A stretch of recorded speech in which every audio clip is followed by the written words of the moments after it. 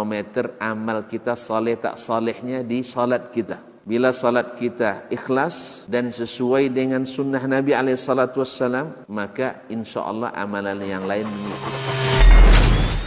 Ini aktivitas ini membantu saya di akhirat atau akan menyulitkan saya di akhirat? Kalau seandainya perbuatan itu ternyata akan menyulitkan kita di akhirat kelak, tinggalkan perbuatan itu. Anta ni'mal jund. Kamu adalah sebaik-baik prajurit. Coba lihat. Kamu adalah sebaik-baik prajurit. Maka tujuannya adalah menghancurkan kehidupan rumah tangga. Ini di mana? Sini ya? Hah? Salah? Di telinga. Berarti tidak boleh lama-lama jadi. Telinganya dijepit.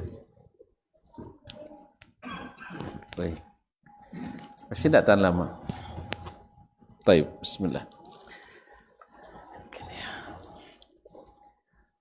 Ini terus sini tidak bosan ya? Takut di tangan main. Bismillah. Subhanallah. Assalamualaikum warahmatullahi wabarakatuh.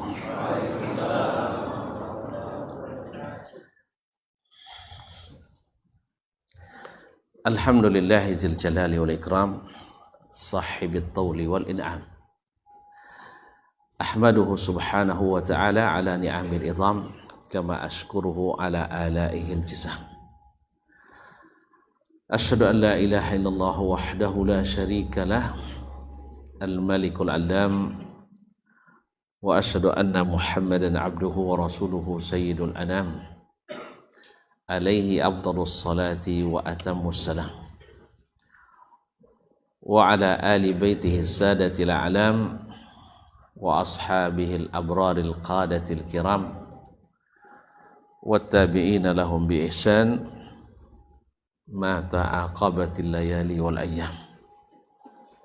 Amma ba'du, fa awla ma yuftatahu bihil kalam fi mithli hadzal maqam al-wasiyatu bi taqwallahil malikil alam wa ta'atihi 'ala ad-dawam. Fa inna taqwallahi a'la nasab wa inna ta'atahu aghla muktasab.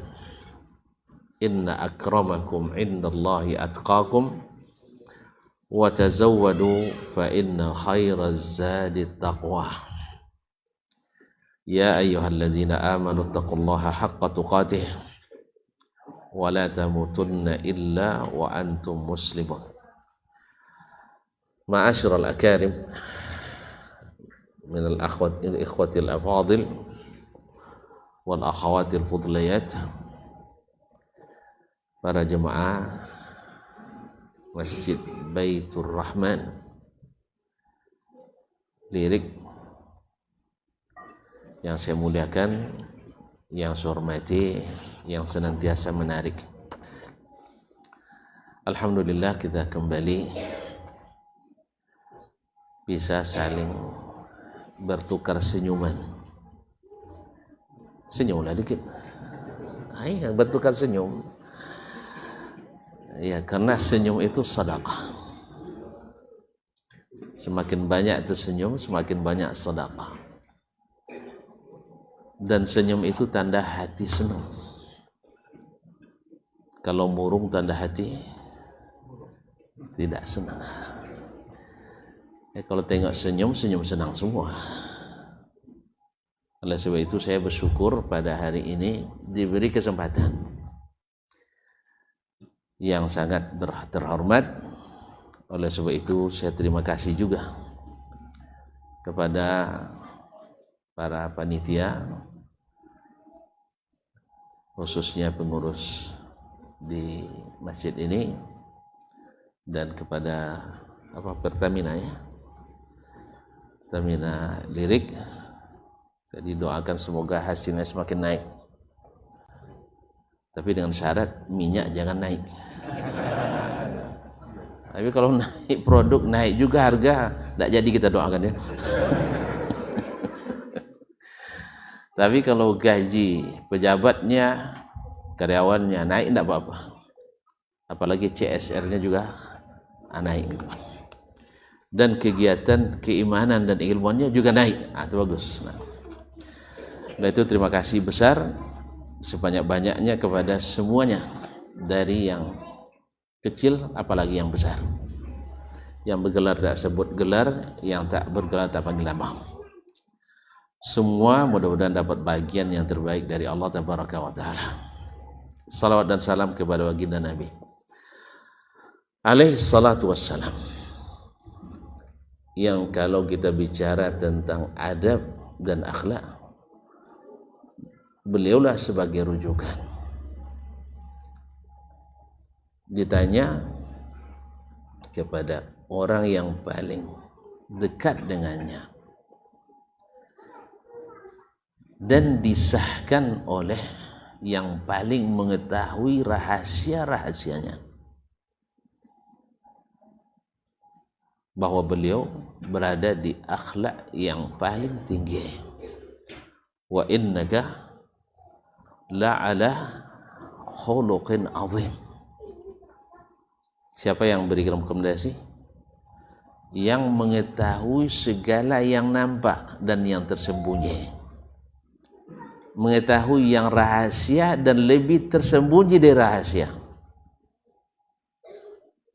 Rahasia tahu kan? Yang lebih tersembunyi dari rahasia, ada yang tahu? Yang tahu tunjuk tangan. Hah? Ada makan siang di baliknya. Baik. Rahasia antara saya dengan Allah, rahasia saya. Atau rahasia saya dengan istri, rahasia saya dengan atasan atau bawahan, rahasia sah antara 1, 2, 3, dan 4. Tapi ada yang lebih tersembunyi dari rahasia. Rahasia tersembunyi kan? Ada yang lebih tersembunyi dari rahasia. Apa itu? Pada natap begitu, risau saya. Nah, yang hanya kalau rahasia itu diketahui minimal oleh 2. Sah ya? Tapi yang lebih rahasia dari itu, lebih tersembunyi rahasia adanya, yang tahu hanya Allah Tabaraka wa Ta'ala. Sahih? Nah, ya'lamu sirra wa akhfa. Nah, dia yang memberikan rekomendasi kepada sang Nabi alaihi salatu wassalam. Wa innaka la'ala khuluqin azim. Engkau benar-benar di atas akhlak yang agung. Ini tidak ada rekomendasi di atas itu. Tidak ada. Karena dia kalau rekomendasinya di Allah, dia diterima di dunia dan diridhai di akhirat. Lalu kita tanya kepada orang-orang yang tahu, yang dekat dengan rahasia dari makhluk Allah. Siapa manusia yang paling dicintai oleh Nabi SAW? Orang yang paling dicintai Nabi? Aisyah. Nabi ditanya, ya Rasulullah, man ahabbun nasi ilaik? Siapa orang yang paling kau cintai? Jawabannya Aisyah. Yang bertanya berharap hawaannya. Ya, yang bertanya berharap mudah-mudahan masuk daftar kan? Ya Pak, karena bahasanya siapa orang yang paling kau cintai, bukan siapa yang kau cintai. Kalau siapa yang kau cintai masuk kan? Tapi yang paling tentu ada urutannya. Dijawab oleh baginda Nabi alaihi salatu wassalam. Jawabannya apa? Apa jawabannya? Aisyah. Yang lain bertanya lagi, itu kan perempuan. Wa minar rijal, yang laki-laki Rasulullah. Kalau laki-laki abuha, ayahnya. Allah, kaum muslimin muslimat. Apa keistimewaannya Aisyah Apa keistimewaannya ayah Aisyah? Ada yang tahu? Saya lagi. Nah, apa keistimewaannya Abu Bakar? Tidak tahu juga. Sallallahu alaihi wasallam wa radhiyallahu anhu. Abu Bakar, rahmu ummati bi ummati Abu Bakar. Umatku yang paling sayang kepada umatku adalah Abu Bakar. Oh, sifat sayangnya itu rupanya saya. Sebagaimana Aisyah radhiyallahu anha kadzalik. Dilebihkan Allah juga dengan apa?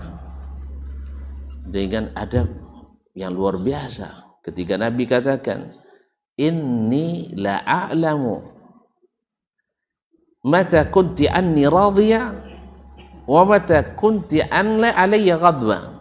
Aisyah, saya tahu kapan engkau ridha, kapan pula engkau marah.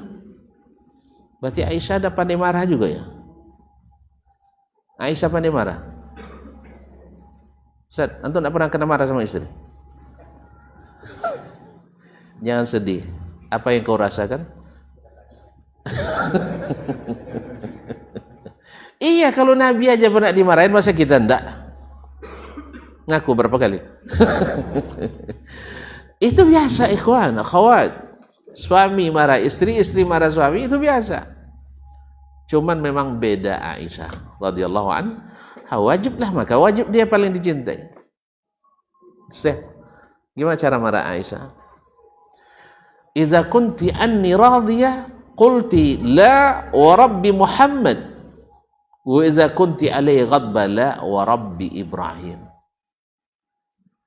Kalau engkau marah Aisyah, engkau senang, suka, kau bilang walaupun menolak, la wa rabbi Muhammad, demi Rabbnya Muhammad sallallahu alaihi wasallam. Kalau belum marah, la wa rabbi Ibrahim, pindah ke datuk.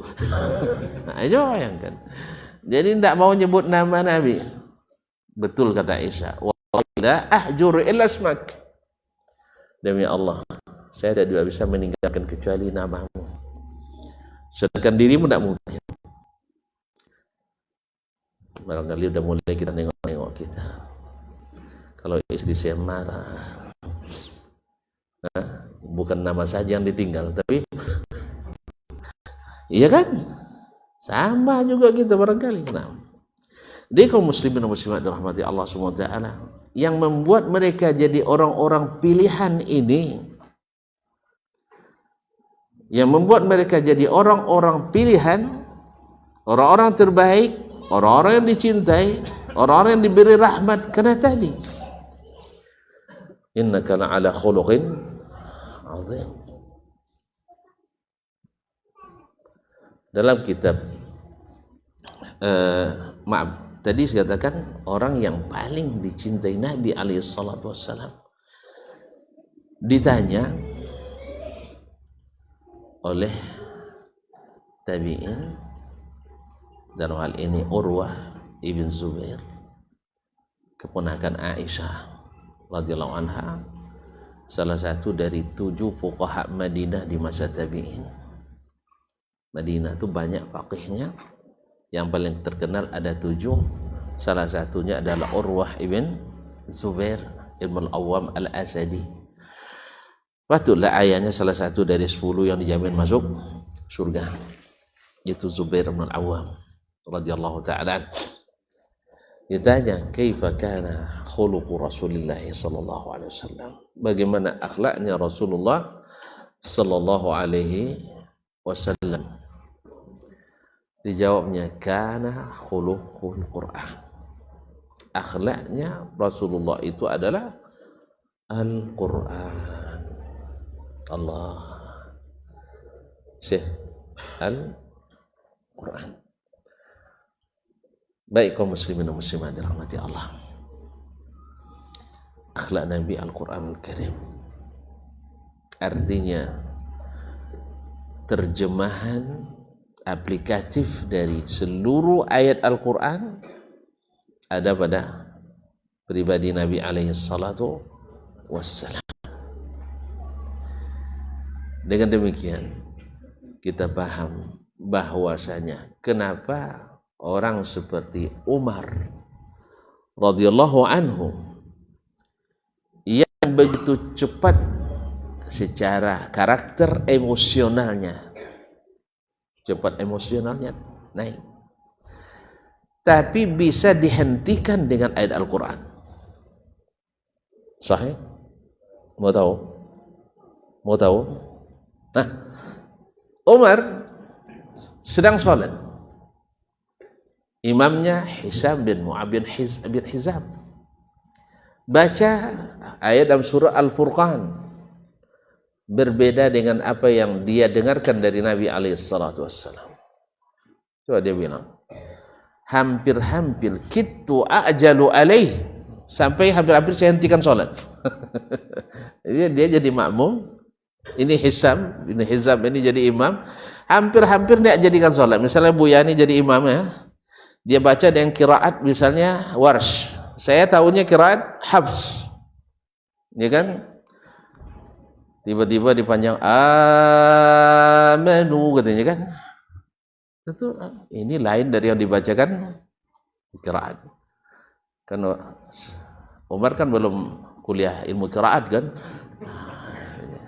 tapi dia membaca ayat seperti dibacakan Nabi alaihissalatu wassalam, hampir dihentikan sholat. Coba bayangkan, secara karakter dia cepat emosinya, cepat naik. Tapi kalau dengan Al-Quran dia bisa dihentikan. Ma'asyarul kiram dirahmati Allah SWT. Dengan hadis Nabi dia bisa ditahan. Subhanallah, kaum muslimin sedang jemaah yang dirahmati Allah, tapi dia tahan. Selesai sholat diambilnya rida atau rida. Orang dulu pakaiannya dua, satu sarung, satu rida, selendang untuk menutup bahu. Ditariknya di sini. Nah, hendak diingkarkan rida ke leher imam tadi. Ibaratnya beliau jadi imam, nih bagian di atas, nanti tariknya dibawa ke Rasulullah sallallahu alaihi wasallam. Ya Rasulullah, inna hadza qara'a surat Al-Furqan ala al-ghairi allati aqra'taniyah. Ini bacanya Al-Quran beda dengan yang saya dengar dari Nabi sallallahu alaihi wasallam. Saya tidak mau ada yang merubah-rubah Al-Quran. Itulah lebih kurang ghirahnya. Lalu Nabi alaihi salatu wasallam suruh Hisham, coba baca. Faqara'a mislama sami'aha Umar. Dia baca seperti yang dengarkan oleh Umar tadi. Kata Nabi SAW, hakadha unzilat, seperti inilah diturunkan. Berarti siapa yang sahihkan? Siapa yang sahkan? Ya Nabi SAW. Setelah Nabi sahkan, Umar berhenti atau marah lagi?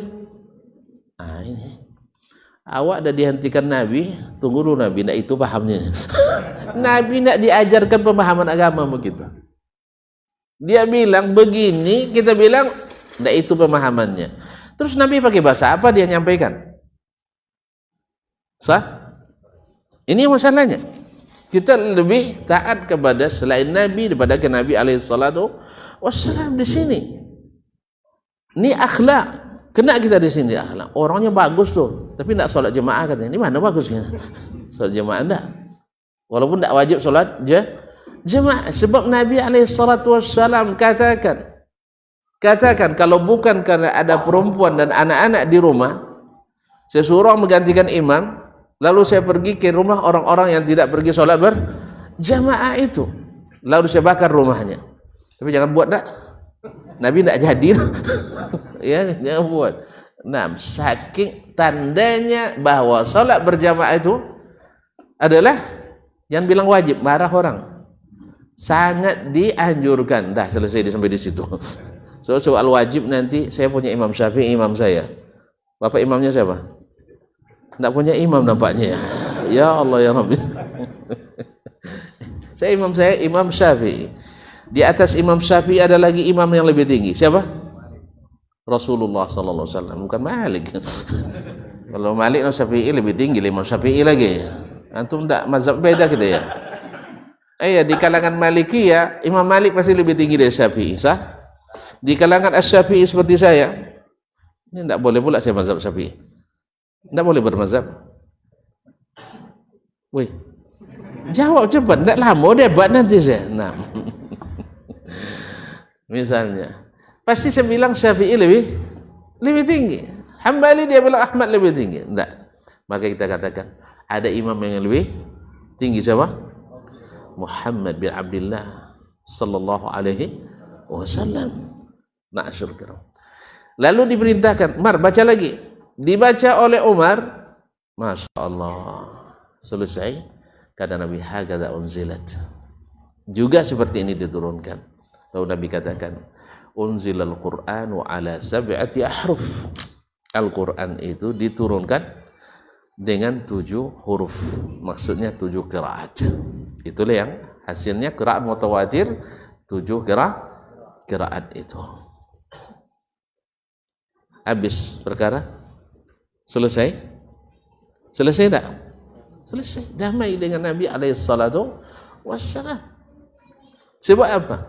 Umar kalau sudah Nabi yang bicara, Nabi yang sudah iakan, Nabi tidak bilang lagi. Bagusnya disatukan aja qiraatnya Rasulullah. Tidak ada. Tidak ada usulan lain. Ini akhlaknya kepada Rasulullah sallallahu alaihi wasallam.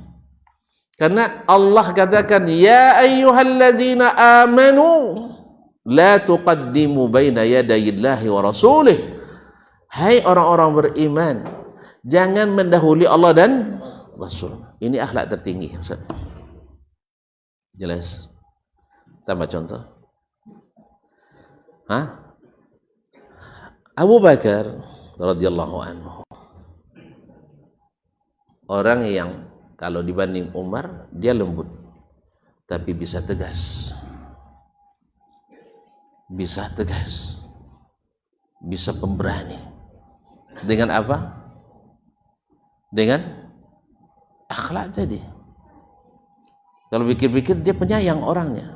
Tapi kalau dalam dinullah menegakkan syariat, enggak. Harus tegak. Ketika ada gerakan melarang tidak mau bayar zakat setelah Nabi meninggal, karena mereka memahami sepihak bahwa zakat hanya wajib dibayar kepada Rasulullah sallallahu alaihi wasallam. La ilaha illallah. Kaum muslimin sedang jemaah yang dirahmati Allah Subhanahu wa taala. Sampai Umar membujuk. Nah, Umar pula yang penyayang sekarang. Umar pula yang sekarang membujuk. Atuqatilu man yashhadu an la ilaha illallah? Kenapa kau perangi orang-orang yang mengucapkan la ilaha illallah? Kata Abu Bakar, wallahi law baqitu wahdi, andainya saya sendiri yang tinggal, saya akan perangi. Karena Nabi tidak pernah, Allah tak pernah memisahkan antara salat dengan zakat. Sebagaimana orang yang tidak salat disuruh diperangi oleh Allah, demikian juga dengan orang yang meninggal membayar tidak membayar zakat. Berarti orang tidak salat diperangi. Pada nengok lagi. Jangan antum yang lakukan.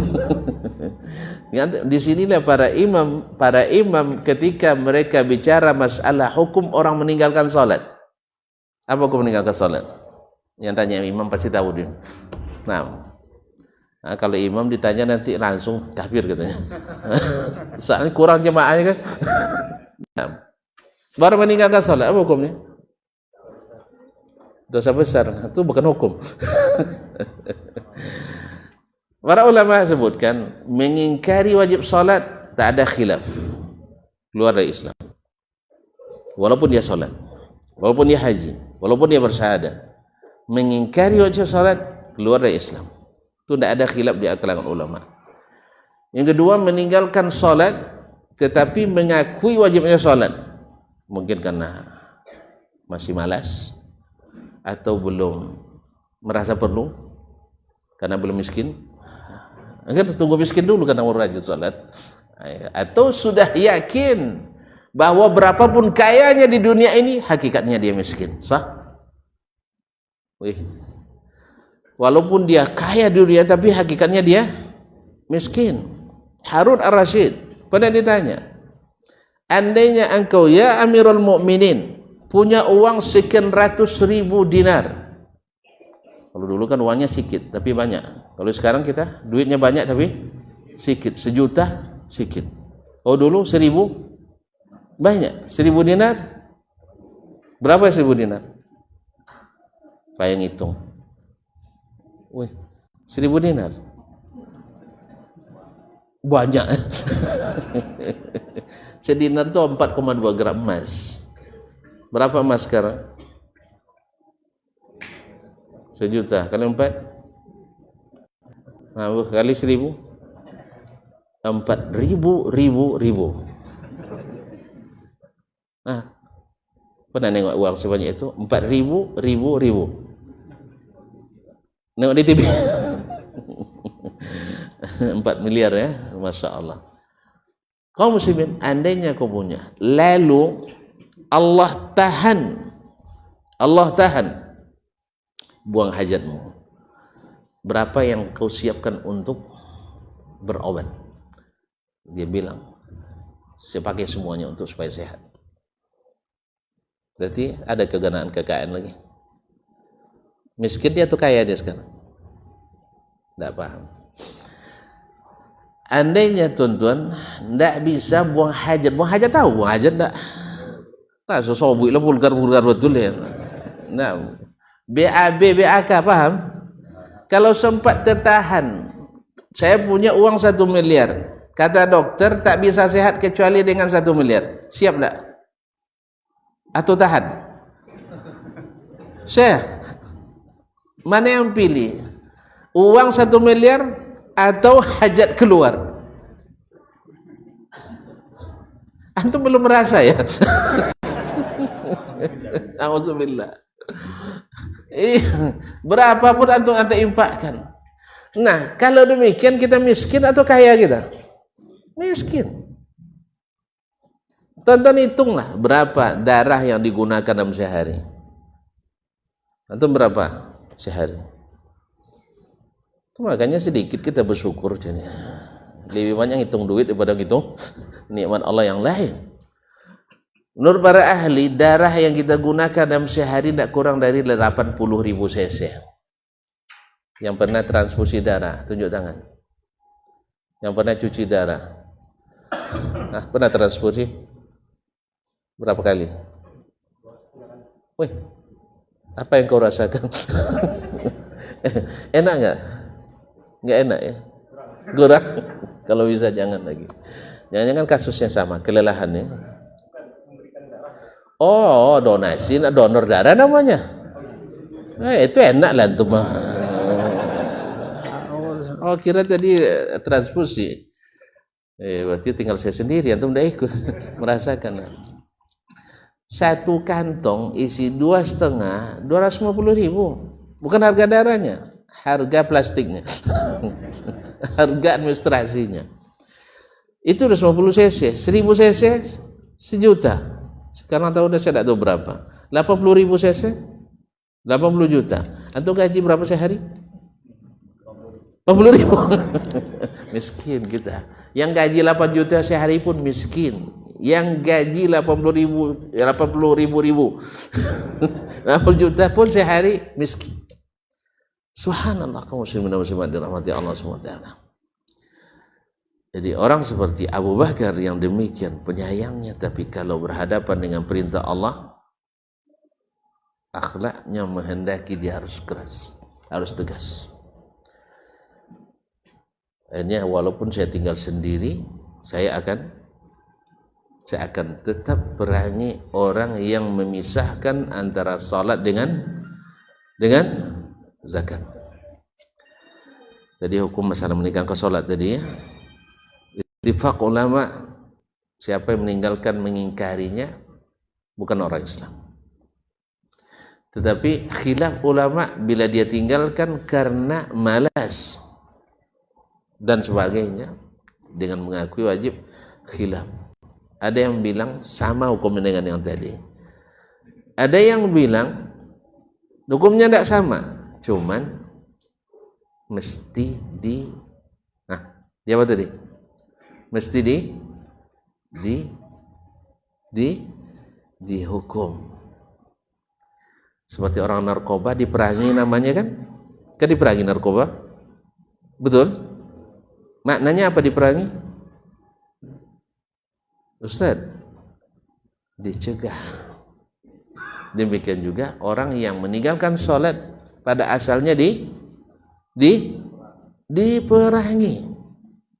Atau kalau sudah perang pasti itu terbayang ya kan? Perang itu artinya dicegah. Pencegahannya ada minimal, ada maksimal. Sahih? Tertangkap 1 butir ekstasi, apa hukumnya? Penjara. Berapa lama? Seberapa lama pusingnya? Kalau tertangkap 1000,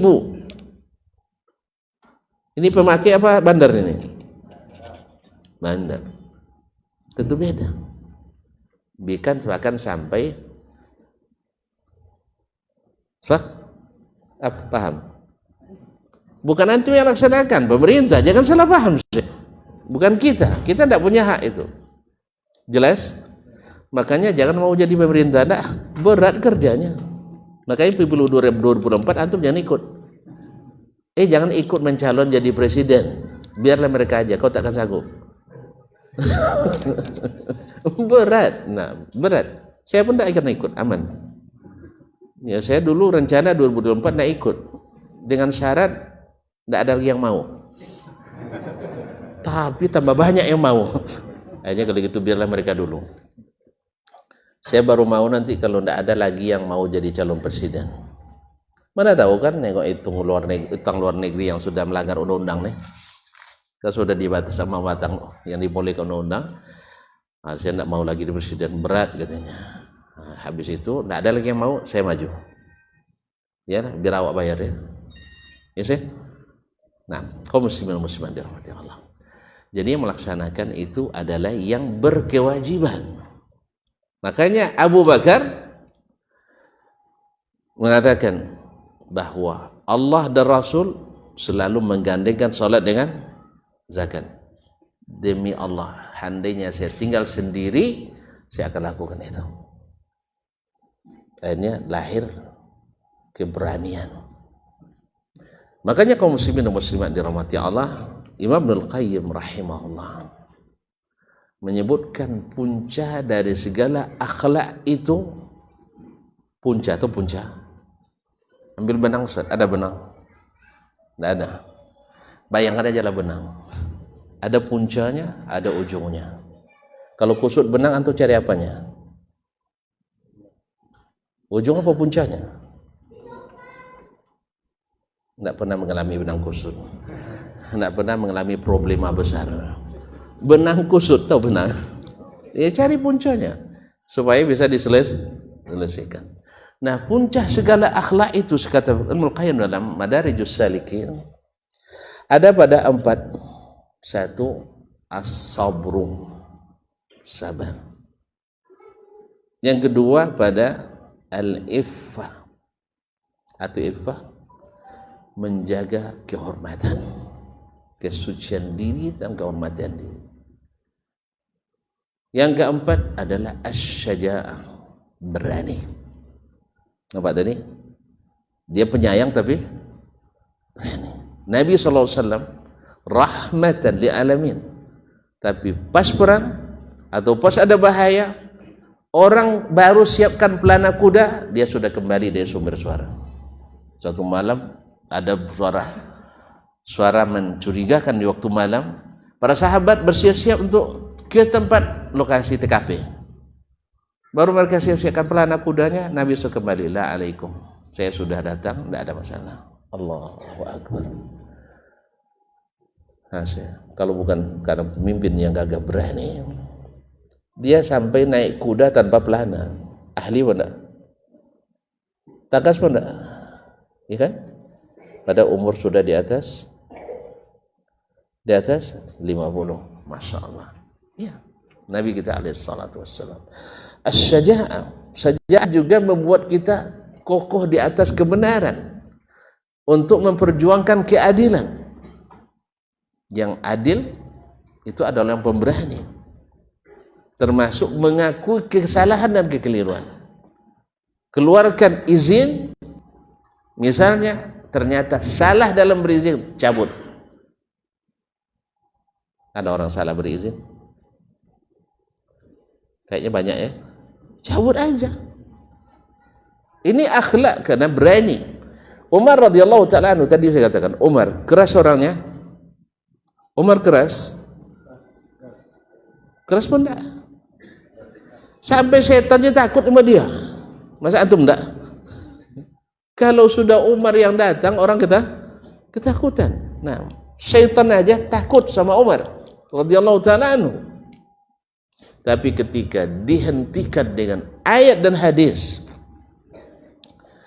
dia langsung tunduk. Dia putuskan tidak boleh mahar lebih dari 400 dirham. Dari mana dia dapat alasan itu? Ada alasan yuridis, kan itu. Ada kajian akademis, ada alasan filosofis, dan ada alasan logis. Ada yang bisa menyelesaikan? Ada yang bisa menjelaskan ke saya apa ini maksud?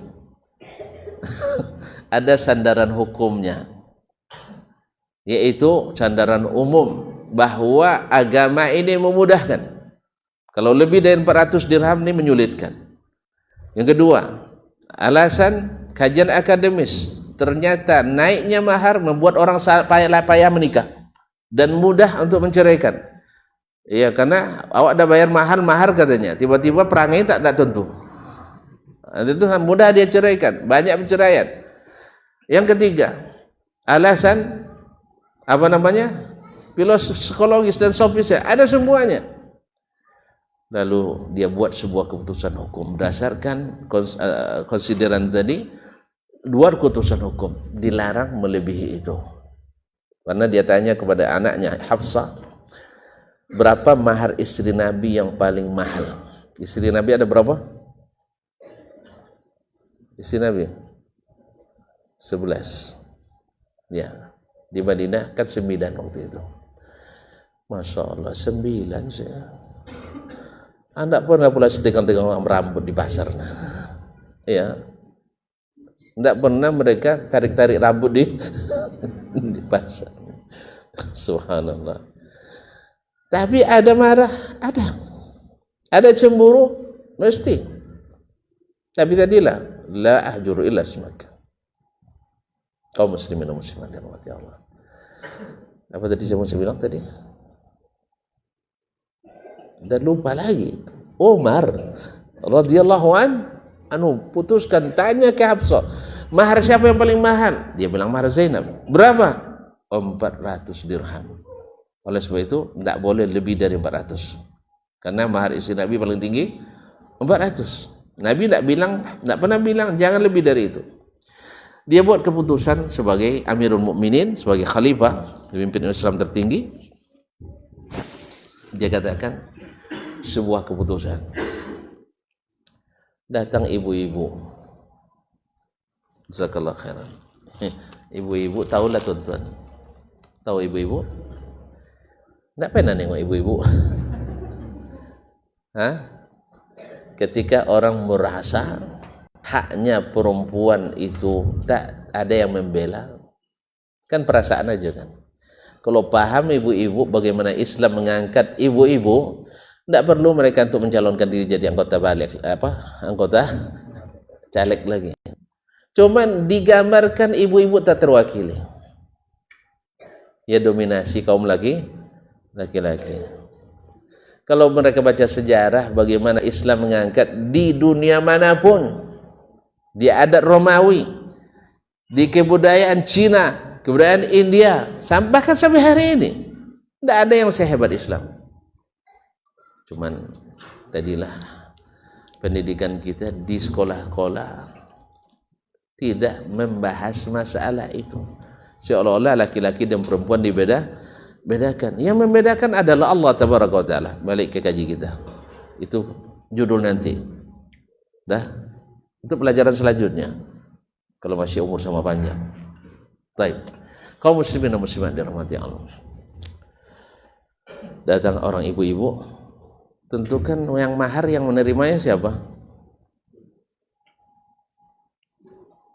Yang menerima. Ibu apa istri? Ibu-ibu ya. Nah, istri yang dapat mahar. Ketika dibatasi itu tentu yang paling merasa. Kalau dibatasi mahar, yang merasa haknya terbatasi siapa? Ibu-ibu. Maka datang ibu-ibu. Dia punya dalil. Ya Amirul Mukminin. Ya Amirul Mukminin, amarta. Wa qad qala Allah.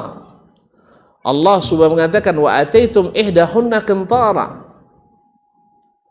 Kalian para suami memberi istri kalian itu harta yang melimpah. Qintar itu harta yang banyak, melimpah. Tidak ada batasan dari Allah. Kenapa kebatasan? Rasulullah juga tidak pernah membatasi, karena itu yang ada waktu dia menikah.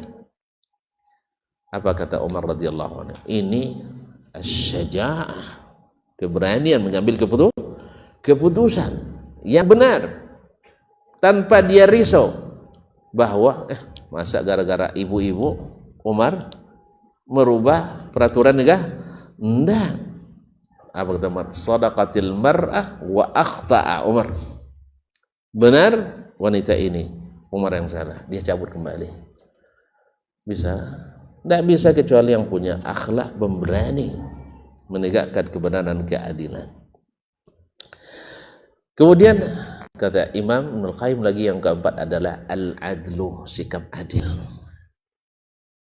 Adil ini di bawahnya banyak sekali.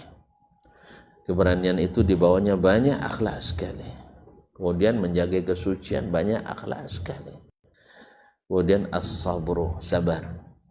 Antum kalau sudah punya empat ini, sabar, menjaga kesucian, menjaga kebersihan diri, kemudian pemberani, kemudian yang keempat adil. Insya Allah lengkap sudah dengan turunan-turunannya. Ma'asyil kiram. Jadi kenapa adab dan akhlak sangat berpengaruh kepada kehidupan kita bermasyarakat?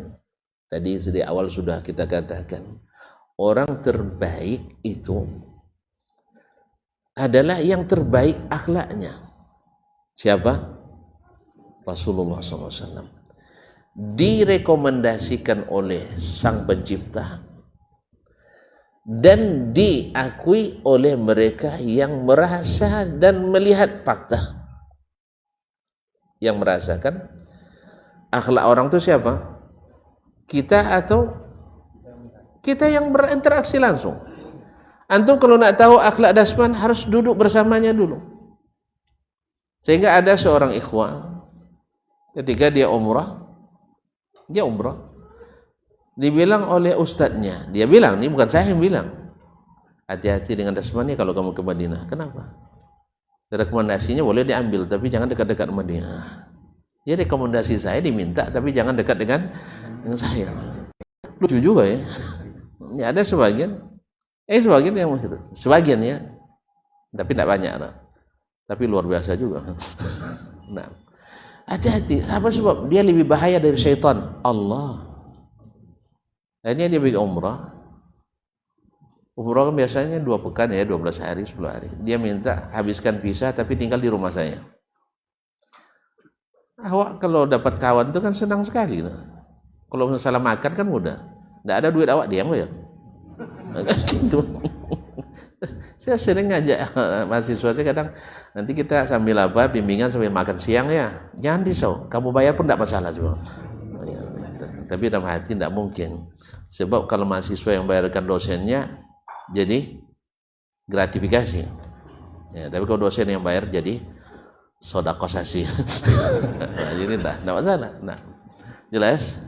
Jadi kalau awak bimbing diberinya duit atau diberinya sesuatu, jadi tidak halal kan? Tapi kalau kita yang beri jadi Senang malah. Antum dikasih dosen, senang enggak? Senang sekali bilang itu. Dia kaum muslimin wassalam. Saya datang, saya terima. Alhamdulillah. Padahal dia punya family juga di sana. Dia enggak ngasih tahu sama saya apa sebabnya. Pas mau habis visa, saya mau izin pulang. Ya saya antar, saya antar. Tapi tak antar sampai ke Indonesia, antar ke bandara gitu. Nah. Lalu dia sampaikan, mohon maaf Ustaz, saya sebenarnya sengaja tinggal di sini, nak tahu seperti apa Ustaz. Terus gimana? Saya tanya, gimana? Dia bilang, dulu sebelum saya berangkat, ada Ustaz yang bilang, Ustaz itu lebih bahaya dari syaitan.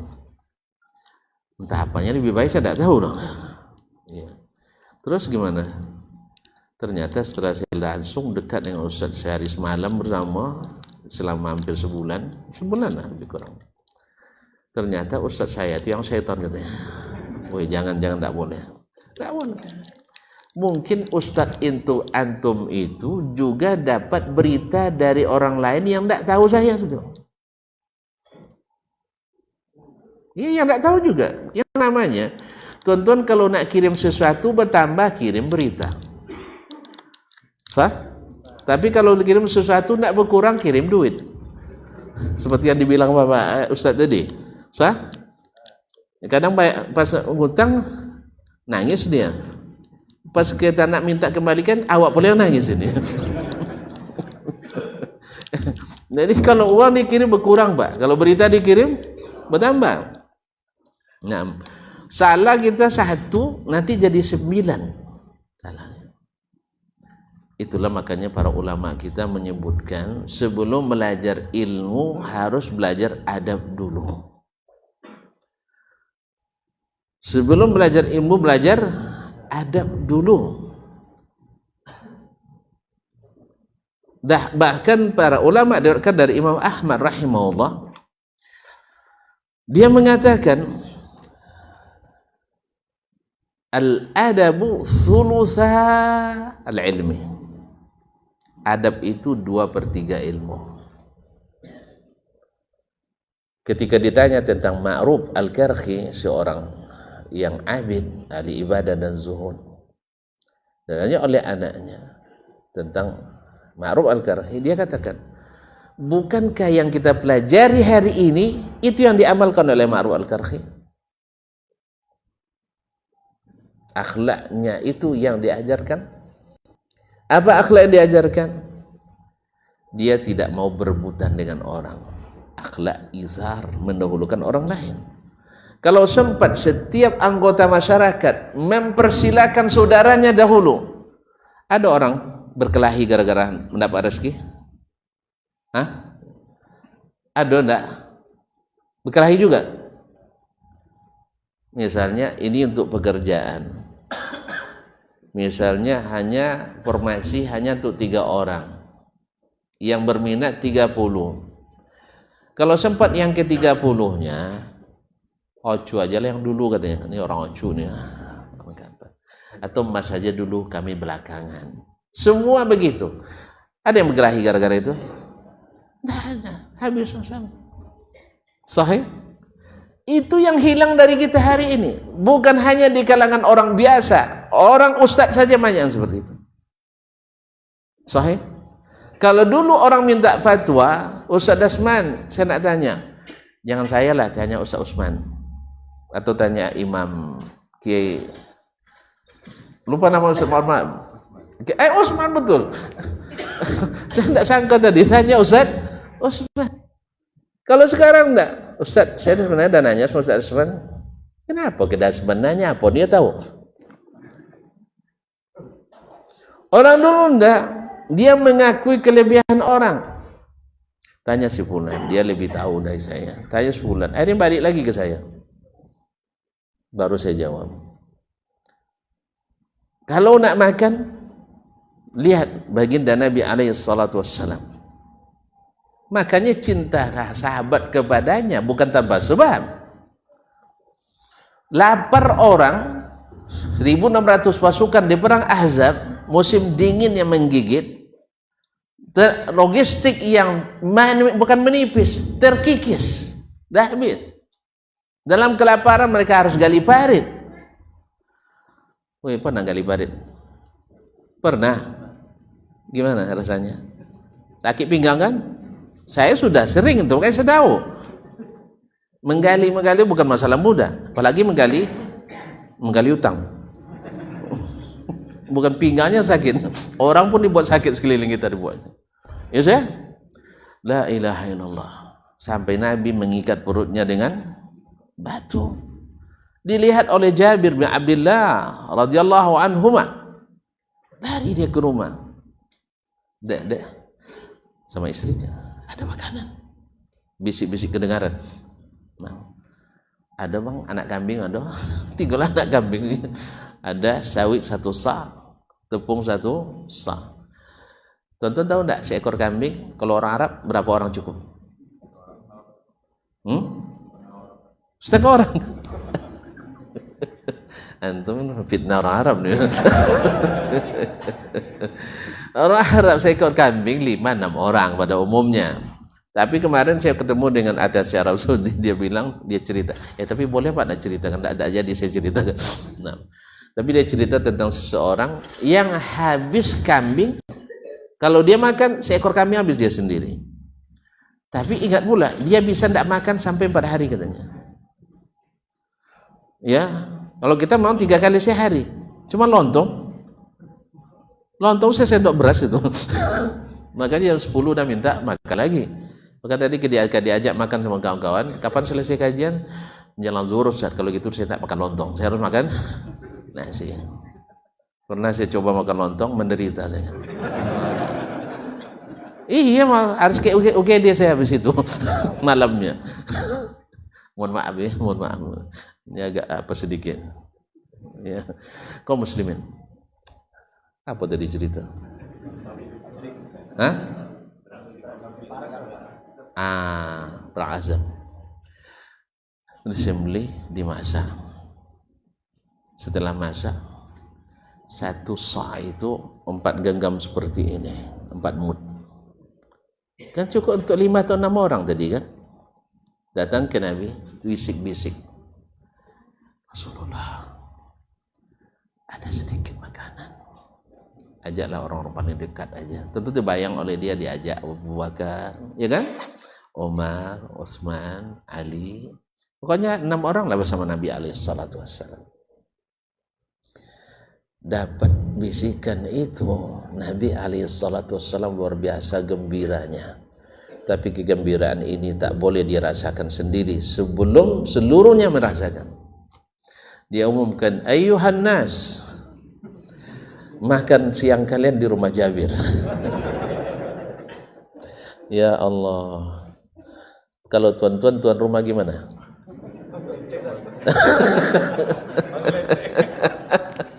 Subhanallah, malaikat Jabir pulang ke rumah. Dek, gimana? Gimana ini? Gimana? Apa yang gimana? Rasulullah undang seluruhnya. Ini abang ngomong apa tadi? Saya bilang bisik ke Rasulullah begini untuk 6 orang. Terus Nabi langsung pegang mic langsung. Nabi langsung umumkan. Kata istrinya, inilah akhlak lagi. Kalau Nabi yang bilang, abang tidak perlu khawatir, tanggung jawab dia. Sah?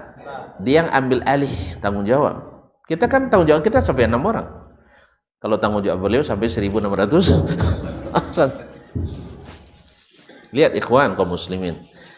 Ini juga akhlak kita ketika kita jadi pimpinan di kelas apapun. Sesekali tuan-tuan. Ini sekali jangan terus saja. Itu biasa. Mungkin di Ampra pendapatan kita beda dengan anak buah kita. Sahih. Di Ampra kan, misalnya pembina 1.300.000, koordinator 800 misalnya, ketua penanggung jawab 500, kemudian sekretaris 450, bendahara 400 misalnya, yang terakhir nanti anggota 50.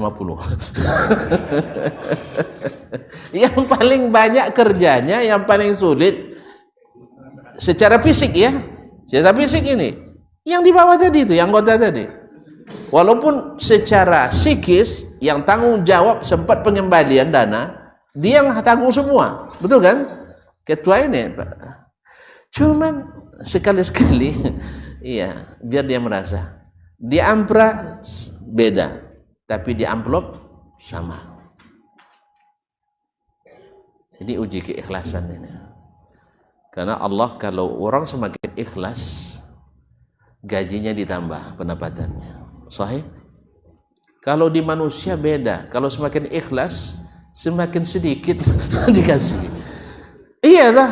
Nampak Ustadz guru TPA tuh, ini orang ini ikhlas ini, berapa aja sih mau. Apa serapat pimpinan yayasan kan, gimana kita naikkan? Oh jangan, dia orang ikhlas itu. Ya Syekh, antum sudah berbeda akhlaknya dengan yang diajarkan Allah SWT. Allah kalau kita semakin ikhlas, semakin besar gaji dibuat. Jelas? Nah, kalau misalnya saja aturan dan hukum tidak bisa dinaikkan, saya beri cara ya seperti tadi. Ampra beda, tapi amplop sama. Bisa. Sekali-sekali jangan terus. Sekali-sekali jangan terus. Kalau sudah begini pimpinan, dicintai apa tidak? Dicintai apa enggak? Walaupun hanya sekali. Wih, luar biasa Bapak tuh. Pernah kami bikin acara sekali cuma. Iya, di ampra tertulis 50.000 bagian kami, tapi karena dia bagus disamakan untuk dia dengan kita. Masya Allah. Padahal kita lebih berkali-kali, sekali cuma kita buat gitu, 100 kali enggak, dia bayang sekali itu. Begitulah. Orang bikin kebaikan sekali sama kita, ingat seumur hidup sah. Masya Allah, ibu tuh masak luar biasanya. Bini tiap hari masak biasa-biasa. Ini yang kita kadang juga lupa mengapresiasi orang dekat. Sah? Orang dekat kita harus mengapresiasi. Ini juga saya sampaikan kepada diri saya pertama. Kalau kita pura orang upahan, ya kita boleh pemurah misalnya, suka impak ke sana kemari. Tapi kenapa kita menggaji orang yang bekerja dengan kita suka sedikit-sedikit? Sah? Kenapa harus suka sedikit-sedikit? Ini ada kecenderungan yang tidak pas menurut saya. Ini menurut saya ya. Ini masalah ijtihad saja ini. Artinya tuh berapa nominal enggak. Cuman kalaulah kita pemurah, orang yang paling dekat itu yang harus lebih merasa. Bukankah Nabi katakan ketika kita punya hamba sahaya, at'imuhum mimma tat'amun, beri mereka makan seperti yang kalian makan. Waksuhum kama taksun, beri mereka pakaian seperti yang kalian makan. Kemudian jangan lupa bayar upahnya sebelum kering-keringatnya. Ini berkeringat berkali-kali menagih tidak dapat juga. Ya kalau ditumpuk keringatnya sudah berapa pula gunung es yang Allah musta'an. Jadi kaum muslimin dan muslimat, Nabi SAW izhar, dia bukan sendiri dulu, tetapi disuruh bawahan dulu. Sebab apa? Tahu enggak tuan-tuan? Wih, biasa ini hukum biasa ya. Kalau ketua sudah makan, dia tidak mikir yang di bawah. Sah? Tidak mikir yang tinggal. Tapi kalau anak buah tahu dia ketua belum makan, pasti, wih, jangan banyak-banyak, ketua belum makan. Betul? Ini harus dilakukan. Sama. Saya juga punya teori manajemen, boleh tuan-tuan ambil atau tidak. Ini juga mungkin jarang juga tuan-tuan dengar. Saya pernah usulkan, ya, kalau nak naikkan gaji, jangan gaji atasan yang dinaikkan. Nanti semakin jauh jurang pemisah dengan bawahan. Nak naik gaji, naikkan gaji bawahan. Paham? Pakai teori air. Ya, isi ke bawah. Isi ke bawah. Ya. Isi masukkan pena ini. Air naik enggak? Naik. Paham? Contoh. Karyawan biasa gajinya misalnya 1.500.000. Dinaikkan jadi 2.500.000. Tentu kalau kepala seksi tadi kan 2.200.000 cuma. Staf jadi 2.500.000. Mungkin tidak dipertahankan 2.200.000 untuk kepala seksi. Kasih. Kan enggak kan? Otomatis naik. Berapa naiknya? 3 juta. Kan 1 juta naik tadi. Biasanya semakin ke atas naiknya semakin gelombang. Semakin kencang dari bawahnya semakin enggak pernah juga naik kapal nampaknya. Yang tinggi melompatnya, yang di atas paling di bawah. Percikan air. Kalau kita ukur air, yang naik yang di atas, yang tinggi atau yang di bawah? Yang di atas. Makanya kenaikan di atas selalu lebih tinggi daripada kenaikan di bawah. Tidak percaya sih? Antum tidak pernah di pemerintahan nampaknya. Misal pegawai biasa dapat apa istilahnya tunjangan kinerja misalnya 50%. Kabak dapat 65%. Berapa naiknya? 15 lebih tinggi. Sampai nanti ke kepala kantor, kepala dinas 85. Baik. Paham? Ini 85% ini dari berapa? Iya dari gaji yang lebih tinggi juga. 60% ini gaji yang rendah. Awalnya 60% dari 10 juta berapa? Ya saya sengaja angka-angka yang mudah aja cari. 60% dari 10 juta. La haula wala quwata illa billah. Udah habis waktu. Nah, 6 juta. Jadi dari 10 juta menjadi 16. Ini hayalan nih, tapi enggak apa-apa, melamun aja dulu. Nah. Kemudian yang 85% tadi dari gaji berapa asalnya? 10. Jangan payah menghitung nanti, 25 payah. Ambil 20 dulu. 20 ya. 20 85% dari 20. La ilaha illallah. 85 kali 2. 17 juta. Tambah 20. 37 juta. Ini berapa nanti ini? 16. Ini berapa? 37. Enggak bahagia tuh. Jadi naikkan yang di bawah, di atas otomatis naik.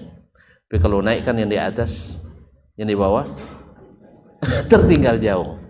Nah, kalau antum menjadi ketua kepala, pakai kebijakan ini, disenangi apa enggak? Jangan bilang gaji saya naik tinggi, jangan enggak usah deh. Mereka enggak perlu tahu, yang penting gaji mereka naik. Jelas? Dah? Sepakat? Nah, kabarkan ke saya nanti kalau antum jadi direktur, biar saya jadi bawahannya. Kaum muslimin dan muslimat dirahmati Allah. Demikian juga kita upayakan, dan ini yang dilakukan oleh baginda Rasulullah sallallahu alaihi wasallam. Man yaf'alu hadza falahul jannah. Ada apresiasi terhadap kerja. Ini akhlak. Jadi dalam segala di rumah tangga sampai-sampai ada ungkapan baiti jannati. Ikhwan, akhwat yang dirahmati Allah. Pernah enggak Nabi SAW berkelahi sama istrinya gara-gara diri sendiri? Kok senyum antum? Enggak kan? Enggak kan? Taib. Pernah enggak sahabat setelah bertemu dengan Nabi nyesal bertemu dengannya? Enggak ada. Jadi orang-orang yang dahulu mendengar berita miring tentang Nabi, setelah bertemu dengan Nabi, sampai mereka mengucapkan, laqad kana wajhuka abghadal wujuhi ilayya. Dulu wajahmu wajah yang paling aku benci. Tapi setelah bertemu, wajahmu wajah yang paling aku cintai. Sah? Dulu namamu nama yang aku paling aku benci. Karena isu yang dibuat tadi. Hati-hati, lebih bahaya dari syaitan. Nah. Jadi Nabi itu dianggap pengacau dan sebagainya. Sudah ketemu, ternyata dia membuat orang damai. Maka setelah mereka menerima Nabi SAW, dakwahnya setelah bertemu, ternyata kesannya luar biasa. Tidak ada yang kecewa setelah bertemu Nabi SAW. Bahkan dalam perang, bertemu dengan Nabi dalam perang tersebut, seperti kisah Da'thur, man yamna'uka minni ya Muhammad, siapa yang bisa melindungimu dariku sekarang? Kata Nabi, Allah. Lalu gemetar dia, tiba-tiba jatuh pedang Nabi lagi sekarang. Siapa? Tidak ada. Lalu apa yang dia lakukan? Pergilah. Sudah di tangan, dilepas. Akhirnya apa? Asyhadu an la ilaha wa asyhadu Ma'asyil kiram dirahmati Allah. Bahkan Nabi ingatkan sahabat radhiyallahu anhum ketika Usamah membunuh orang dalam perang. Dah terdesak baru dia ucapkan asyhadu an la ilaha. Dah istilahnya tinggal mati di depan mata. Baru dia membuat asyhadu an la ilaha. Tentu patut dia Usamah curiga kan? Patut enggak Usamah curiga? Patut. Innama qalaha khaufal maut ya Rasulullah. Dia mengucapkan karena takut mati ya Rasulullah. Ittiqa' li nafsi, supaya menjaga dirinya dari saya. Nabi bilang asyaqaqta qalba. Dan riwayat lain, "Madza taf'alu bila ilaha illallah?" Makanya adalah dusta besar ketika orang mengatakan Islam itu haus darah. Keliru. Bukti sejarah membuktikan. Lihat, peperangan Islam selalu mengundang kedamaian. Tidak ada genosida dalam Islam. Jangan bunuh orang tua, jangan bunuh pemuka agama, jangan ganggu kaum wanita, jangan bunuh anak-anak, jangan ganggu orang yang tidak ikut berperang dengan kita, melawan kita. Jangan rusak rumah-rumah ibadah, jangan rusak perkebunan orang, dan seterusnya. Coba yang selain Islam, ya sih. Antum dikira pula saya memprovokasi nanti. Enggak, kita sedang belajar bahwa kita selalu dituduh. Tetapi yang menuduh itu biasanya tunjuknya lebih banyak ya dirinya. Baghdad disiram dengan darah 1.800.000 orang ketika Khalaqah Khan masuk ke kota Baghdad. Betul-betul habis-habisan. Tidak ada orang yang ditinggalkan, nak tua, nak muda, anak-anak semuanya. Berkat kerjasama seorang menteri Syiah. Makanya Syiah itu tidak bisa dipercaya. Dengan orang Mongol. Habis seluruh ahli sunnah yang tinggal di kota. Dengan demikian tamat pula riwayat Daulah Abbasiyah di Baghdad 565. 565 masuk orang salib ke Palestina, Baitul Maqdis 800.000. Bahkan ini ada dalam syair-syair pura pujangga mereka. Dengan bangga kuda-kuda kami berenang di lautan darah. 40 tahun setelahnya Salahuddin Al-Ayyubi diizinkan Allah untuk menjadi pahlawan Islam yang mengembalikan keamanan Baitul Maqdis. Dia perintahkan pada pasukannya tak boleh setetes darah pun menetes di Baitul Maqdis. Beda kan? Karena Islam berperang suci. Selain Islam berperang tidak suci. Tak boleh setetes darah pun menetes di Baitul Maqdis. Kenapa? Karena orang dah menyerah. Ketika diminta seperti Nabi dulu Fathu Makkah. Lihat akhlak Nabi SAW. Baru 8 tahun yang lalu. Kalau 8 tahun kita terusir dari daerah kita gara-gara dakwah, lepas itu kita kembali dengan kemenangan yang nyata. Lupa antum? Lupa dah sakitnya? Masih terasa? Masih.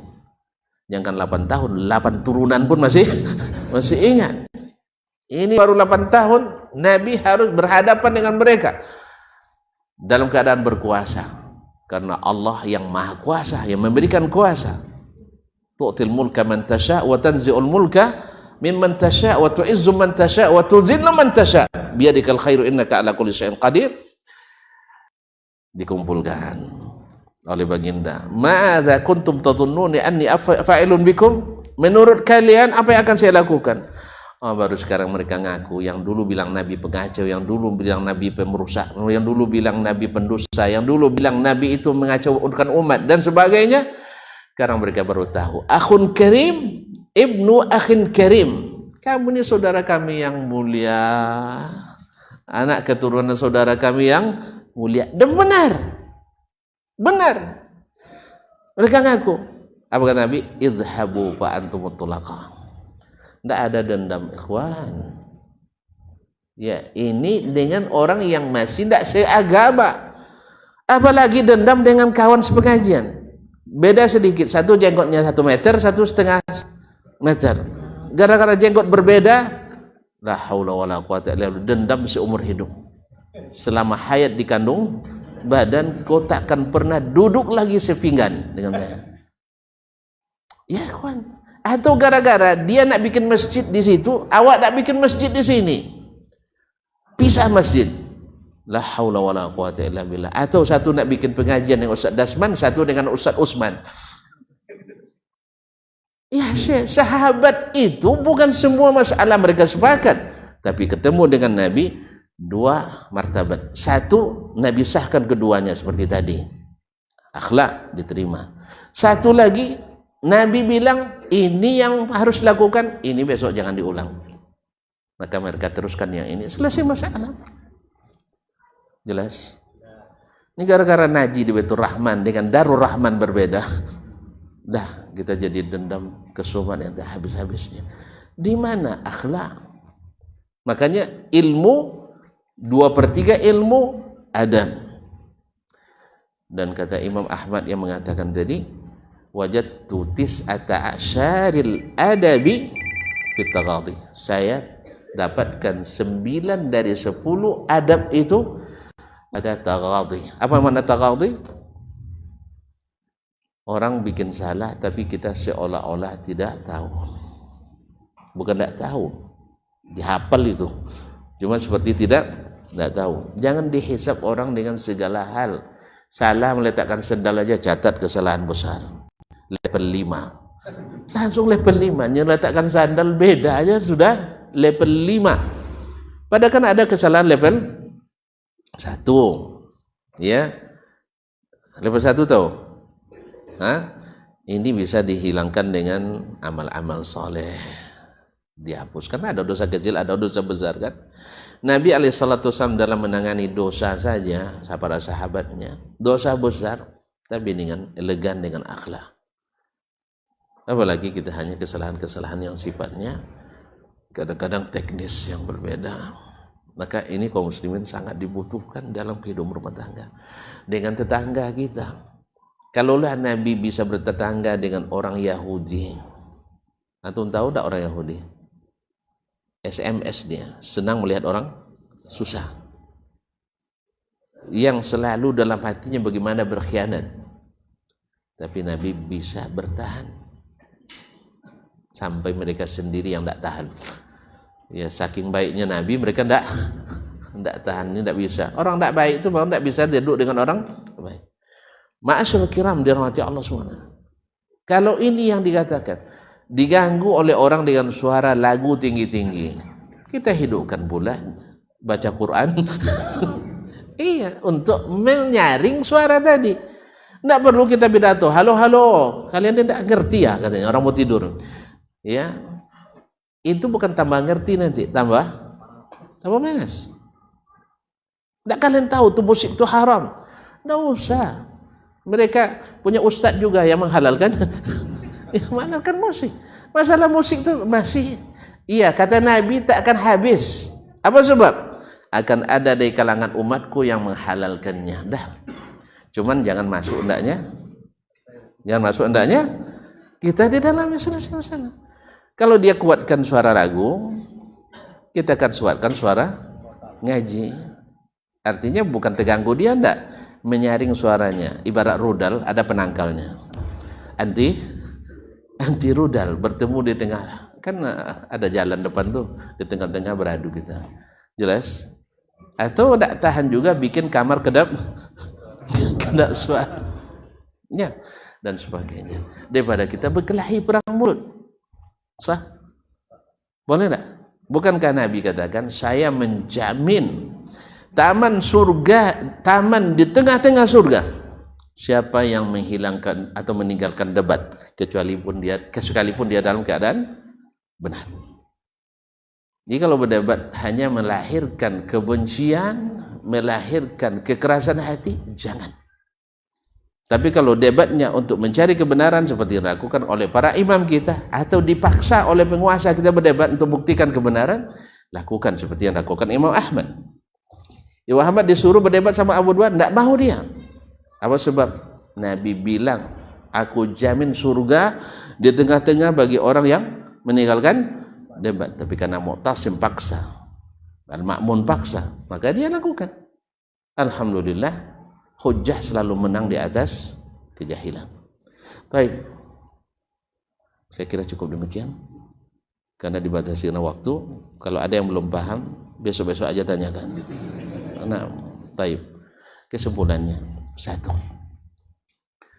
bahwa orang yang paling mulia adalah orang yang paling tinggi akhlaknya, dan akhlak yang paling tinggi itu adalah akhlak kepada Allah dan Rasul sallallahu alaihi wasallam.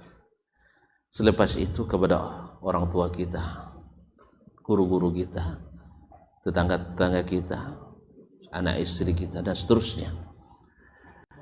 Untuk mencapai itu ada kitab yang namanya Al-Quran. Untuk menerjemahkannya perlu sunnah Rasulullah sallallahu alaihi wasallam.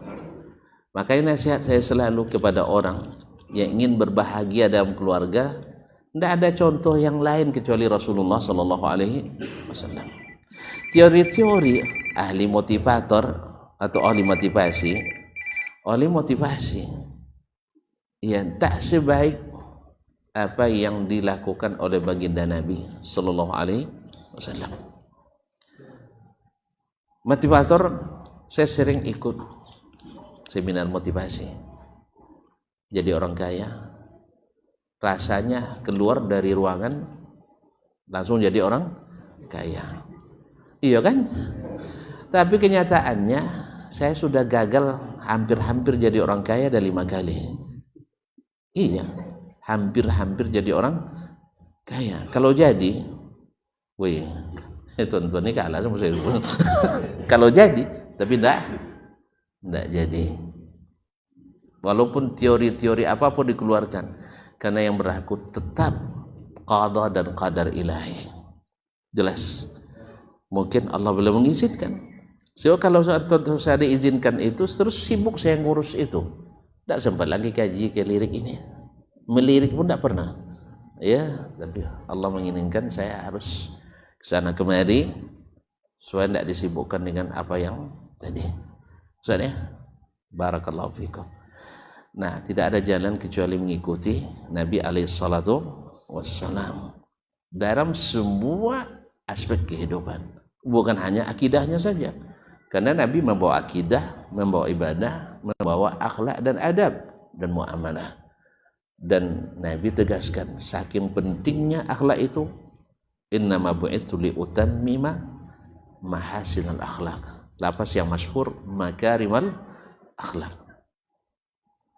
Kalau sudah begitu nanti, jadilah kita rahmatan lil alamin. Siapapun yang bergaul dengan kita, ahli ibadah kita disenangi, ahli hukum kita dihormati, jadi pejabat kita diingati, jadi orang miskin kita diayomi dan disegani. Jelas? Udah jelas, cukup sampai di sini. Terima kasih dan mohon maaf, masih ada sesi kedua. Semoga tidak. Masih ada lagi? Ya Syekh. Silakan minum dulu. Terima kasih. Jazakallahu khairan. Minum di sini aja. Berarti tidak boleh lama-lama. Atau tidak minum? Baik. Bismillah.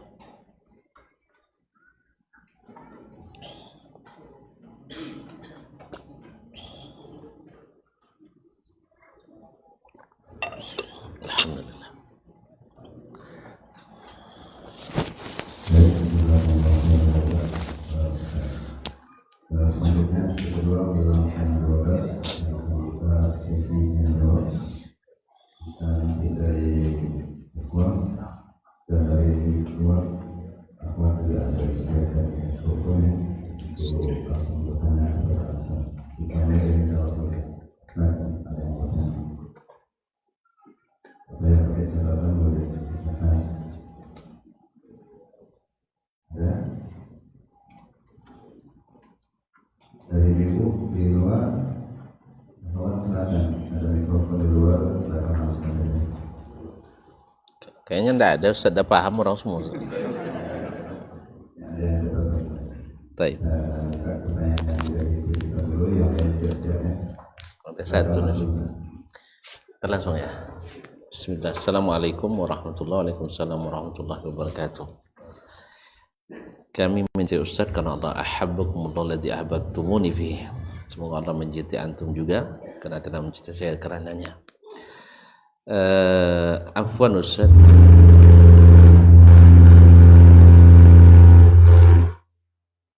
di luar tema jawabannya di luar. Siapa yang tanya tadi? Nah, di dalam juga. Doakan kami di Indragiri Hulu ada radio dakwah sunnah, agar kami yang di pelosok dapat memahami Islam dengan baik dan benar. Insya Allah sama-sama kita berdoa, mudah-mudahan Allah mudahkan. Kadang-kadang itu rezeki yang membuat faktor kemudahan. Kemarin kami, subhanallah, maaf ya, ini alarm sengaja supaya tidak lalai gitu. Ada saudara kita di Dumai waktu itu radionya tidak dipakai sekarang. Tapi apakah mau dijual atau diwakafkan, saya tidak tahu. Kami dulu bikin radio juga awalnya berubah manajemen, tidak jalan, akhirnya diserahkan ke kita. Mudah-mudahan tetap jalan, tetap setia di udara, merajut ilmu dan peradaban. 91,1 FM ya, jadi 911 nomor kecemasan. Nah, karena memang waktu itu kita menyelamatkan yang sudah mati atau belum atau setengah mati. Alhamdulillah sampai hari ini masih, walaupun sudah mulai juga kadang-kadang harus dipaksa berhenti karena petir katang atau alat yang juga sudah tua-tua.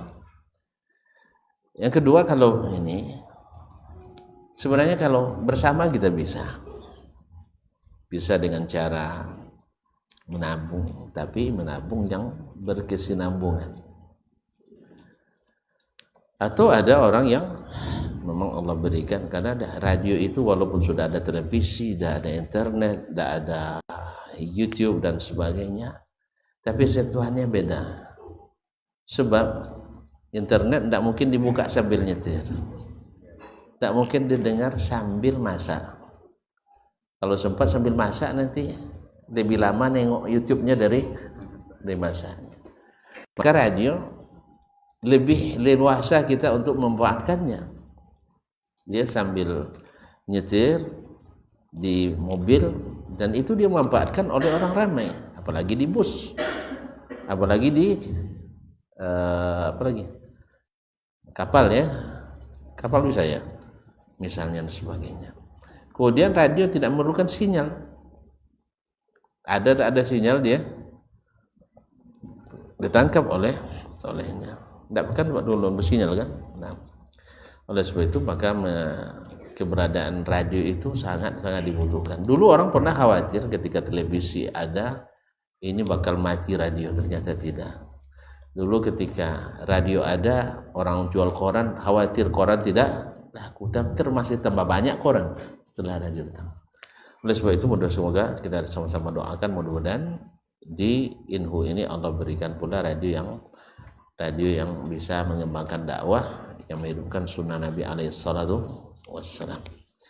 Dan untuk ininya tidak terlalu mahal sebenarnya, cuman memang perlu keikhlasan dan keikhlasan dan kesabaran.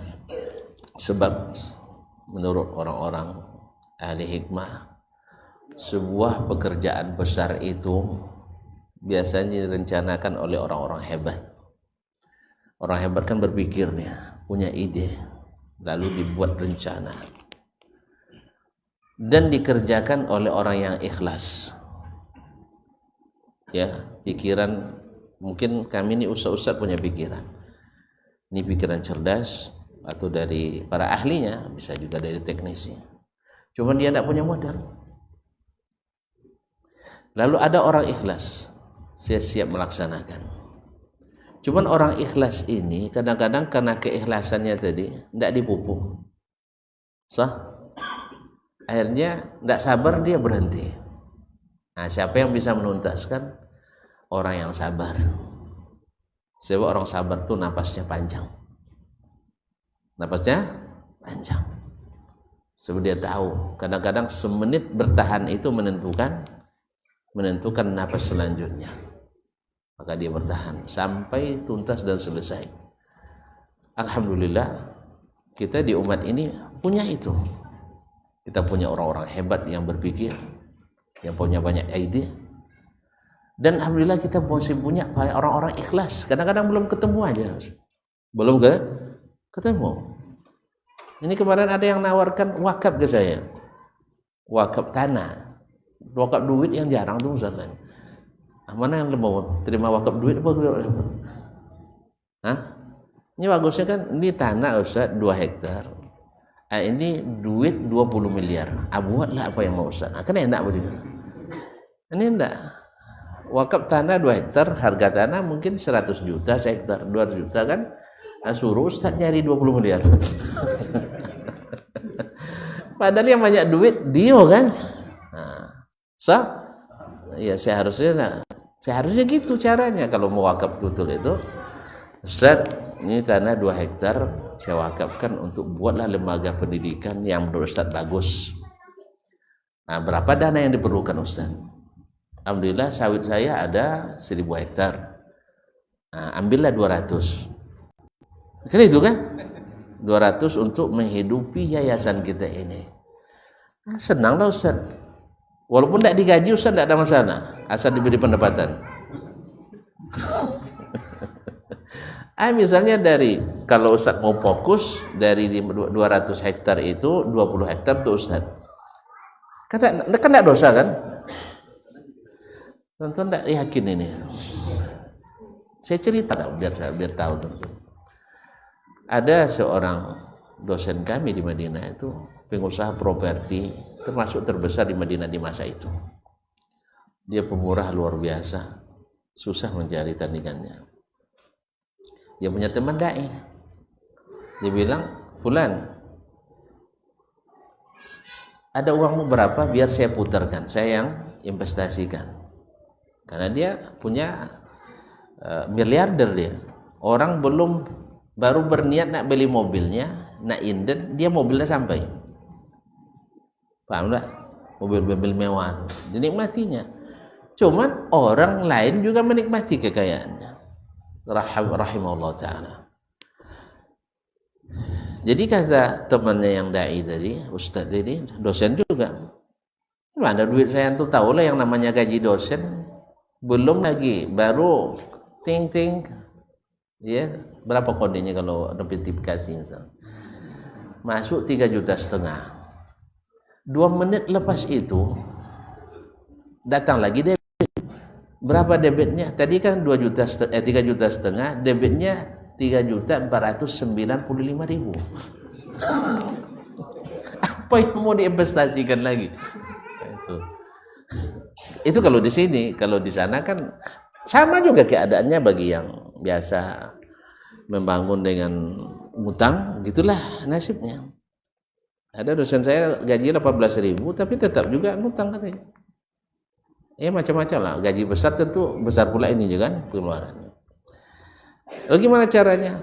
Ginilah kata yang pengusaha tadi. Saya catatkan hutang antum ke saya 1 juta. 1 juta berapa tadi? Tapi rial ini. 1 juta rial kali 4 miliar ya, dia pinjamkan ke ustadz ini atas nama antum, saya putar. Bayarnya dengan apa? Dari keuntungan tadi. Masya Allah, kalau gitu loh mak jadi ustadz. Nah, jadi dia yang putarkan dari uang yang dia pinjamkan, hasilnya bersih untuk ustadz itu, dibayar dari situ. Ini juga salah satu cara dalam menopang dakwah.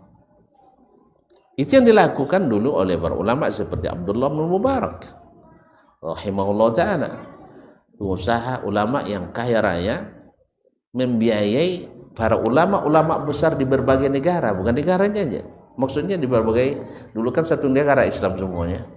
Auza'i mufti Syam, orang Syam. Ats-Tsauri mufti Irak, ulama besar di Irak. Sufyan bin Uyainah di Hijaz, di Makkah, dan seterusnya. Itu kerja Abdullah Mubarak, itu biasa.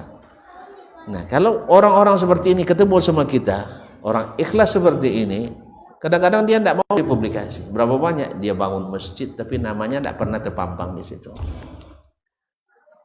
ya, tidak terpampang namanya, tapi orang udah tahu aja gitu.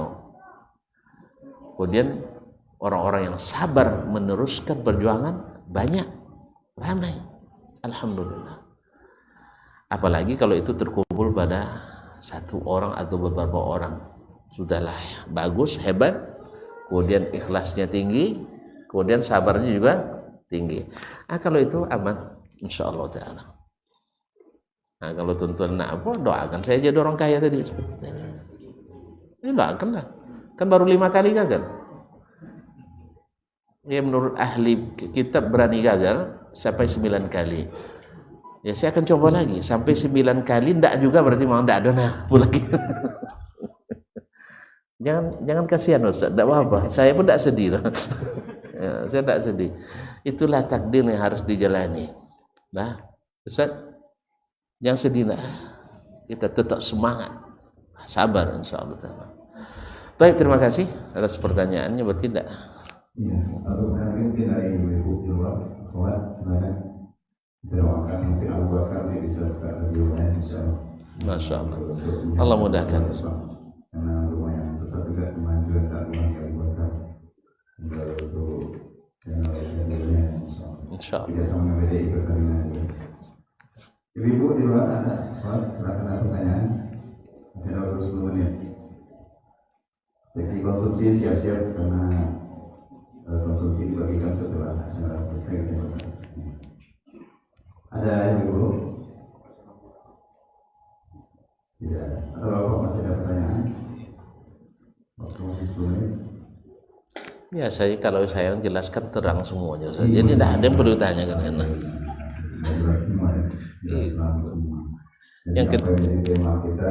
Yang kedua ini jamaahnya takut karena pertanyaan jawabannya lebih panjang dari yang asli.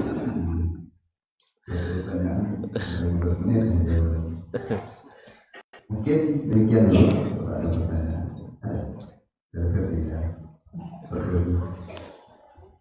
Kita ucapkan jazakallahu Barakallahu fikum.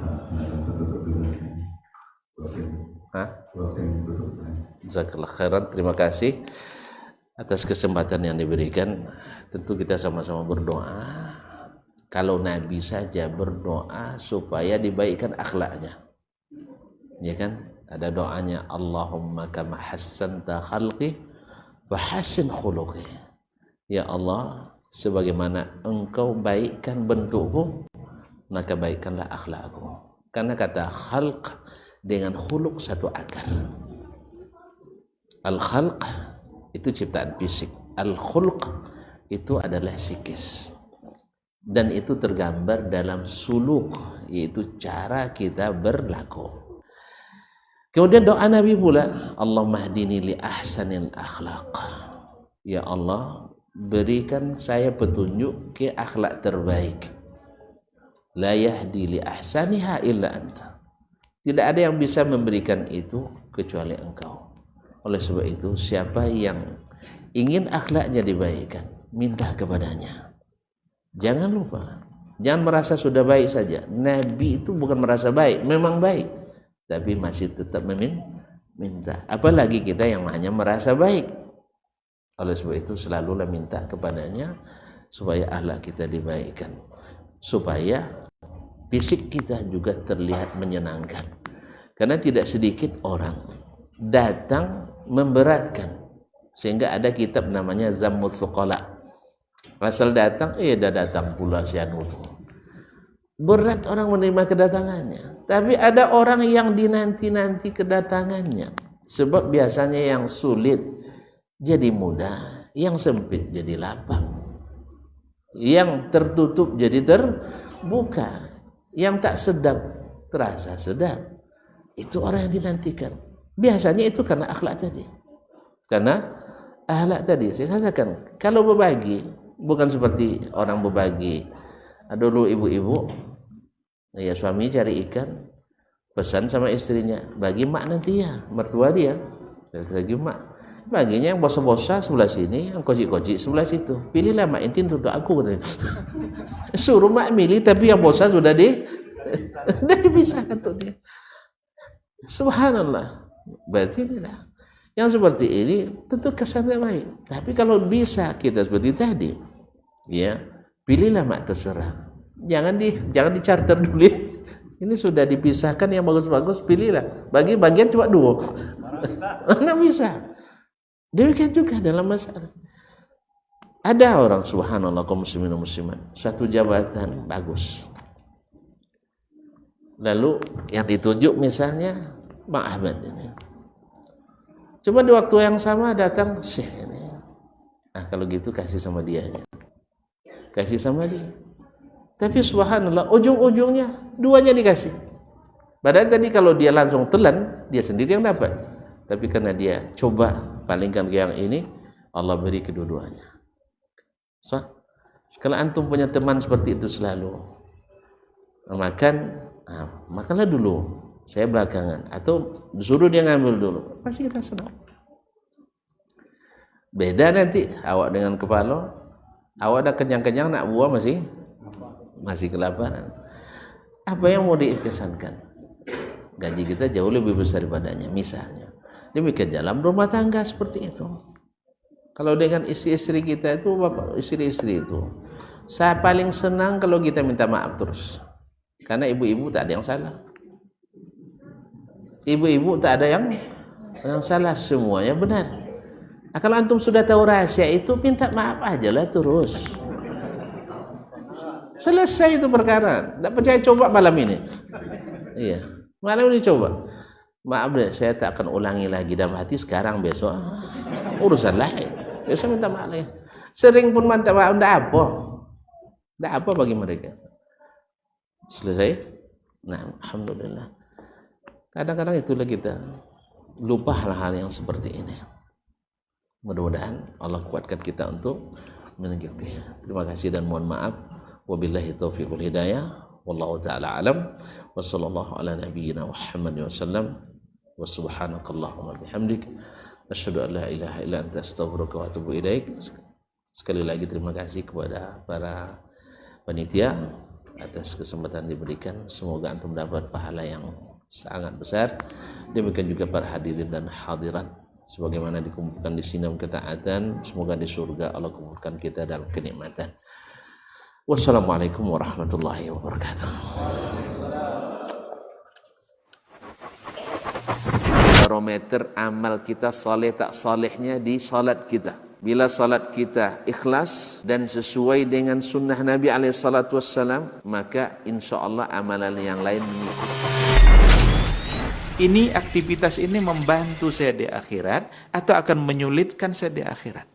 Kalau seandainya perbuatan itu ternyata akan menyulitkan kita di akhirat kelak, tinggalkan perbuatan itu. Anta ni'mal jund. Kamu adalah sebaik-baik prajurit. Coba lihat. Kamu adalah sebaik-baik prajurit. Maka tujuannya adalah menghancurkan kehidupan rumah tangga.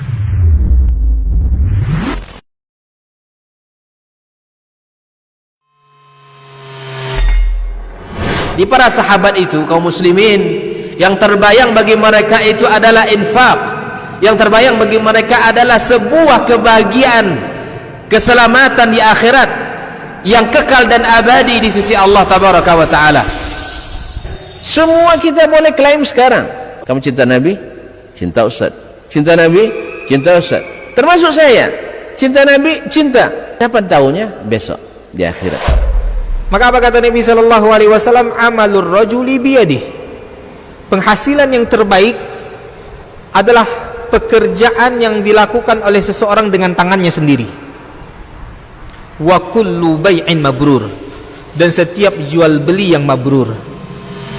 Ini aktivitas ini membantu saya di akhirat atau akan menyulitkan saya di akhirat. Kalau seandainya perbuatan itu ternyata akan menyulitkan kita di akhirat kelak, tinggalkan perbuatan itu.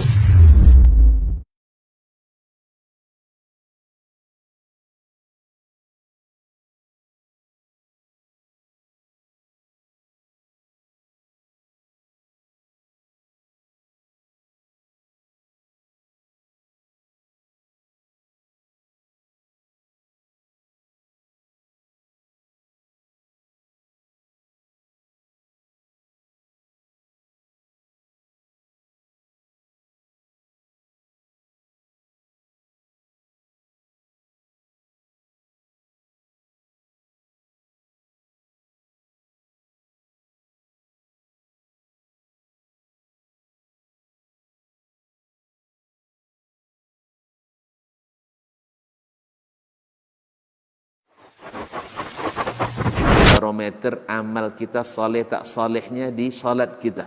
Bila salat kita ikhlas dan sesuai dengan sunnah Nabi SAW, maka insya Allah amalan yang lain mengikuti. Ini aktivitas ini membantu saya di akhirat atau akan menyulitkan saya di akhirat. Kalau seandainya perbuatan itu ternyata akan menyulitkan kita di akhirat kelak, tinggalkan perbuatan itu. Anta ni'mal jund. Kamu adalah sebaik-baik prajurit. Coba lihat. Kamu adalah sebaik-baik prajurit. Maka tujuannya adalah menghancurkan kehidupan rumah tangga.